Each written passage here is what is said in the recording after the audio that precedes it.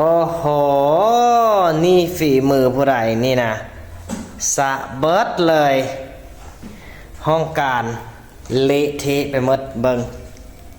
ฝีมือของมอยาเฮ้ยมอยาเนี่ยมึงดูเต็มหมดเลยและนี่ก็คือหัวหน้าของเราเฮ็ดเวียกมาจนจะฮอดปีแล้วเงินเดือนบ่ขึ้นจักกีบมีแต่จิลดลงและก็ลดลงแล้วแต่ละมือแต่ละเว้นเนี่ยเขาต้องใช้เวลาต้องได้จ้างบริการเพื่อตามตัวหัวหน้านี่แหละคือหัวหน้าที่แท้จริงลูกน้องนี่บ่เคยขาดไปที่ใดก็ต้องได้ไปนำมาในฐานะที่ค่อยเป็นกัปตัน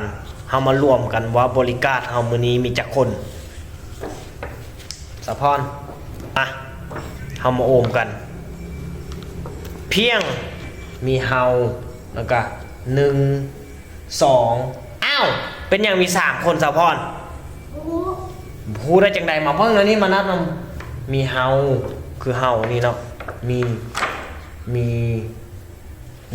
1แล้วก็2สะพรเอาเป็นอย่างมี3คนนี่มันมี3นิ้วเนี่ยสะพรบ่ได้ละเดี๋ยวนี้เนี่ยหมาใหญ่ห้องหมาน้อยหมาใหญ่ห้องหมาน้อยในคณะนี้หัวหน้าของเราได้เดินทางออกจากห้องการเป็นที่เรียบร้อยขอให้หมาน้อยของเราดูแลด่วนน้อยรับทราบแล้วเปลี่ยน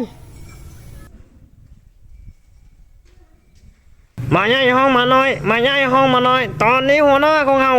ออกไปที่ป่าอเมซอนเรียบร้อยแล้วส่งกำลังเสริมมาด่วน